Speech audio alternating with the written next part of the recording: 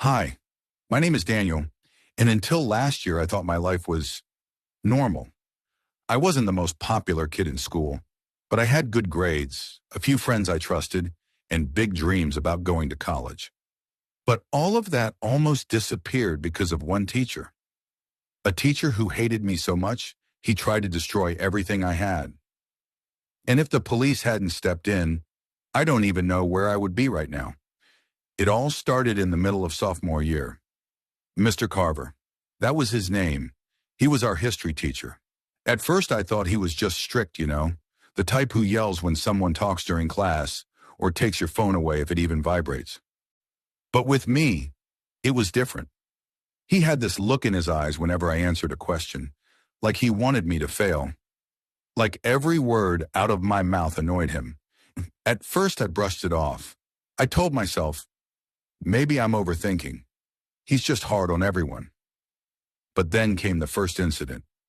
We had a quiz. I studied for hours the night before. I knew every answer. But when he handed back the papers, there was a big red F at the top of mine. I froze. My answers were right. I knew they were. So I went to his desk after class. Mr. Carver, I think there's a mistake. He didn't even look at me. There are no mistakes. You failed. I felt my face burning. But my answers, that's when he leaned closer and whispered so no one else could hear. Daniel, life isn't about being clever. Some people just don't deserve to succeed. And you're one of them. My stomach dropped. What did that even mean? Over the next few weeks, it got worse. Whenever I raised my hand, he ignored me. When I didn't raise my hand, he called on me anyway and mocked me if I hesitated. Once he told the whole class, this is why Daniel will never get into college. He can't even explain the basics. Everyone laughed. I wanted to sink into the floor. But the worst part, he started messing with my grades on purpose. Assignments I knew I had done perfectly came back with low marks. I even showed my work to other teachers, and they agreed it was correct, but Carver refused to change anything. It felt like he had declared war on me. At home, things weren't much better. My mom worked 2 jobs and didn't have much energy to listen when I complained. She just sighed and said, Daniel, maybe you're exaggerating. Teachers don't just hate students. Try harder, okay? Try harder. As if I wasn't already giving everything. I felt trapped, alone, like no one would believe me. Until the day everything exploded. We had a big essay assignment worth 30% of our grade. I poured my heart into it. I spent nights at the library double-checking every fact. When I turned it in, I actually felt proud for once. But a week later, Mr. Carver stormed into class holding my paper.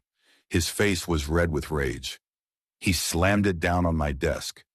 Do you think I'm stupid, Daniel? The whole class went silent. I stuttered. What are you talking about? He jabbed his finger at the paper. This is plagiarism. You copied this entire essay from the internet. Gasps filled the room. My classmates stared at me like I was some kind of criminal. I shook my head frantically.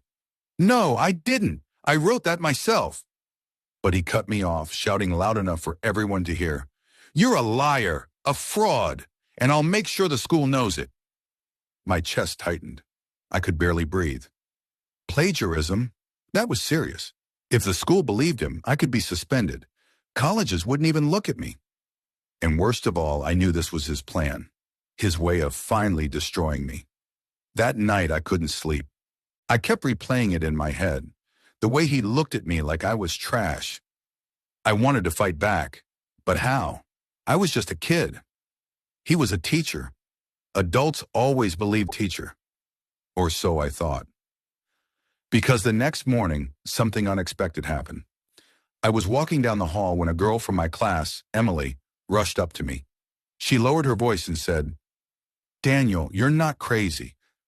I saw him. Mr. Carver. He had your essay open on his computer before you even handed it in. He was typing things, changing the date stamps. I think he set you up. My eyes widened. My hands shook. You're serious? She nodded. I didn't want to get involved, but It's not fair. He's trying to ruin you. For the first time, I had proof I wasn't imagining things. Someone else saw it. But what could I do? Who would believe me over a teacher? That's when Emily said something that gave me hope. My cousin's dad works for the police. Maybe they could look at his computer. If he really faked it, there would be evidence. Police! The word hit me like thunder. Could I actually get the police involved? Over a teacher? I didn't know if it was possible, but it was my only chance. That evening, after hours of debating, I finally made the call. My voice trembled as I explained everything to the officer on the line, the bad grades, the bullying, the false plagiarism charge. At first, he sounded skeptical, but then I mentioned what Emily saw. Carver messing with my file. There was a pause.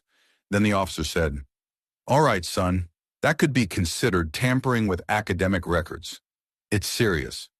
We'll need you and your mother to come down to the station and give a statement." My heart pounded. This was really happening. The next day, sitting in that cold police station, I told them everything. My mom sat beside me, stunned. She had never seen me speak with so much desperation. When I finished, the officer leaned back in his chair. "Daniel, you did the right thing by coming forward. If what you're saying is true, we'll get to the bottom of it. Teachers are not above the law."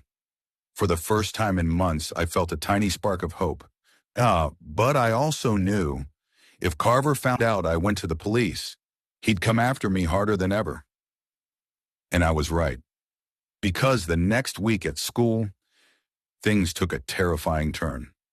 I thought everything was over after that night. But in reality, it was just beginning. The next day at school, the halls were buzzing. People were whispering, pointing at me. Some kids avoided eye contact. Others smirked like they knew something I didn't. My stomach twisted. What was going on now? When I walked into class, I realized instantly. On the teacher's desk, there were several papers. Mr. Harris's handwriting was scribbled across them.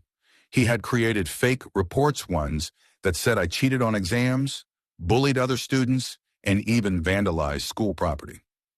He was actually building a full case against me. When he saw me, he smiled. Not the nice kind it was, the smile of someone who thinks he already won. "Sit down, Alex," he said smoothly. "We've got a lot to discuss." I froze.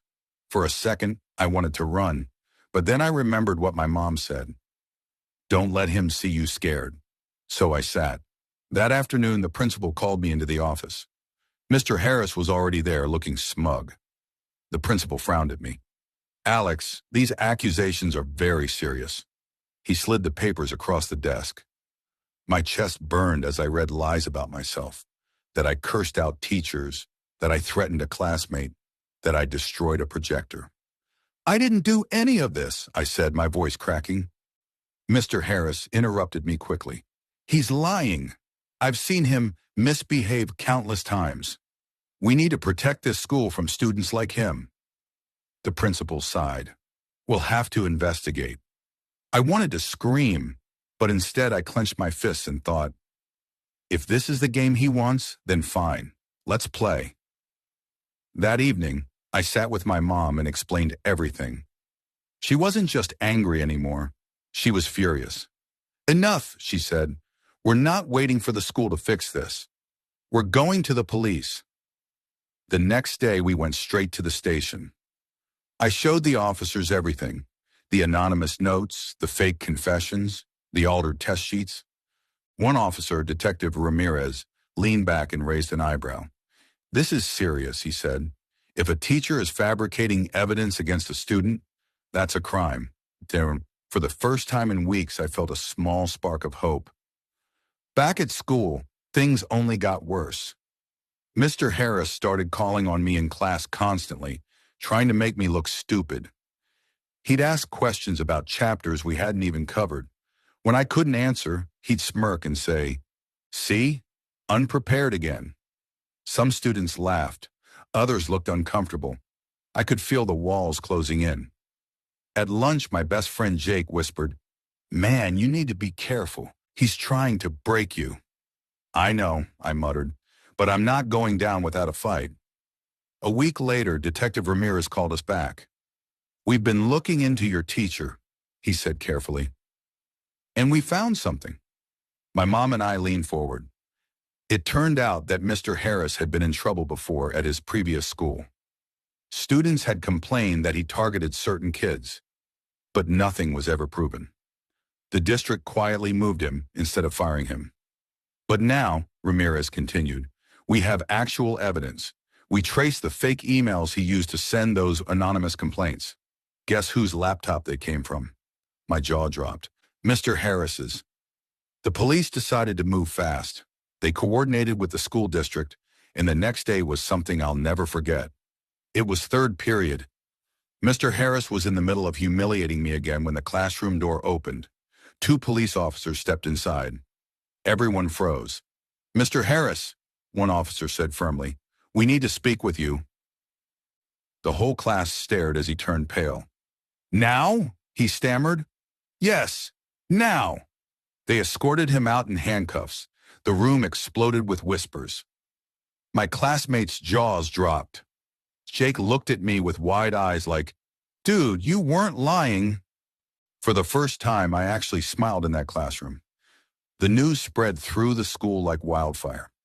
Mr. Harris had been arrested for falsifying documents, harassment, and abuse of authority.